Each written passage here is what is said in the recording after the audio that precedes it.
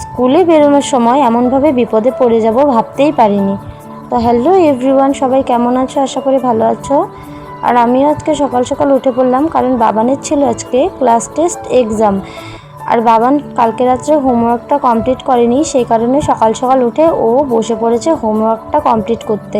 আর এইদিকে তো বাইরে প্রচুর বৃষ্টি হচ্ছে, আমি তো ভাবলাম আজকে হয়তো স্কুলে যেতেই পারবো না। আর এরই মধ্যে কারেন্টও চলে গেছে, ঘরে কিছুই দেখা যাচ্ছিল না। বাবা এসে বাবানকে রেডি করিয়ে দিল, আর আমিও টিফিনটা রেডি করে ফেললাম। বাবানই বলছিল ব্রেডের উপর এভাবে স্মাইলি এঁকে টিফিন বানিয়ে দিতে, ও হয়তো কাউকে দেখেছে এভাবে টিফিন নিয়ে যেতে, সেই কারণেই বলছিল। আর স্কুলে বেরোনোর সময় বৃষ্টিটা কিছুটা কমেছে, কিন্তু এই যে সারগোলটা এসে হাজির। আর আমাদের বাড়ি থেকে বেরোনোর অন্য কোনো রাস্তাও নেই, এদিক দিয়ে যেতে হবে।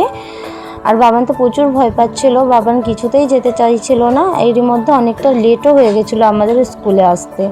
আর আজকে যেহেতু স্কুল খুব তাড়াতাড়ি ছুটি দিয়েছিল, তাদের কিন্তু টিফিন খাওয়ার সময়ই হয়নি। আর ওরা তো টিফিন না খেয়ে কিছুতেই আসবে না। আর রাস্তায় এসেই বলছিল, মা আমি আজকে কোলে উঠে যাব। খুব মুশকিলে পড়ে গেলাম, কারণ ওকে তো অনেক দিন থেকেই কোলে নিয়ে কোথাও যাই না, সেই কারণেই কিন্তু অনেকটা কষ্ট হয়েছিল আমার নিয়ে আসতে। আজকের জন্য এতটুকুই, টাটা, দেখা হচ্ছে পরের ব্লগে।